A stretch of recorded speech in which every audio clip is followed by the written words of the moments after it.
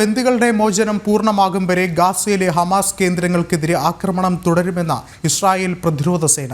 എല്ലാ ബന്ദികളെയും മോചിപ്പിക്കുന്നതിന് രാഷ്ട്രീയ നേതൃത്വത്തിന് പിന്തുണ ഉറപ്പാക്കുമെന്നും സൈന്യം അറിയിച്ചു. 57 പേർ ഹമാസ് കസ്റ്റഡിയിൽ ബന്ദികളായി തുടരുന്നുവെന്നാണ് കണക്കുകൾ സൂചിപ്പിക്കുന്നത്. എന്നാൽ ഇവരിൽ 23 പേർ മാത്രമാണ് ജീവനോടെ അവശേഷിക്കുന്നതെന്നും സൂചനയുണ്ട്. കഴിഞ്ഞ 3 ദിവസമായി തുടർച്ചയായ ആക്രമണം ഇസ്രായേൽ ഹമാസ് ശക്തി കേന്ദ്രങ്ങളിൽ തുടരുകയാണ്. ബന്ദികളുടെ മോചനത്തിനുള്ള കർശന നടപടികളുടെ ഭാഗമാണ് ഇസ്രായേലിന്റെ പ്രതിരോധ സേന തുടരുന്നത്. നിരവധി കേന്ദ്രങ്ങൾ ആക്രമണത്തിൽ തകർന്നു. 57ഓളം പേർ ബന്ദികളായി ഹമാസിന്റെ കസ്റ്റഡിയിൽ തുടരുന്നുണ്ടെന്നാണ് അവസാന കണക്ക്.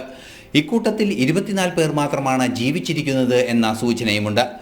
ഈയടുത്ത ദിവസം ഈഡൻ അലക്സാണ്ടർ എന്ന അമേരിക്കൻ പൗരത്വമുള്ള ബന്ദിയെ വിട്ടയച്ചിരുന്നു. ഈ പശ്ചാത്തലത്തിൽ കൂടിയാണ് ബന്ദികളുടെ മോചനത്തിനുള്ള രാഷ്ട്രീയ ശ്രമങ്ങളെ പിന്തുണയ്ക്കുമെന്ന് ഇസ്രായേൽ സൈന്യം അറിയിക്കുന്നത്. ഖത്തറിന്റെയും ഈജിപ്തിന്റെയും മധ്യസ്ഥ ചർച്ചകൾ വഴിയാണ് ബന്ദികളുടെ മോചനം സാധ്യമാക്കാനുള്ള ശ്രമങ്ങൾ പുരോഗമിക്കുന്നത്. ഹമാസിനെ കടുത്ത സമ്മർദ്ദത്തിലാക്കി ബന്ദികളുടെ മോചനം സാധ്യമാക്കുക എന്ന അന്തിമ നീക്കത്തിലാണ് ഇസ്രായേൽ. ചർച്ചകൾ തുടരുന്നുണ്ടെങ്കിലും മോചനം എന്നുണ്ടാകുമെന്ന് സംബന്ധിച്ച കൃത്യത ഇപ്പോഴും ഉണ്ടായിട്ടില്ല. ഇന്റർനാഷണൽ ഡെസ്ക്, ജനം.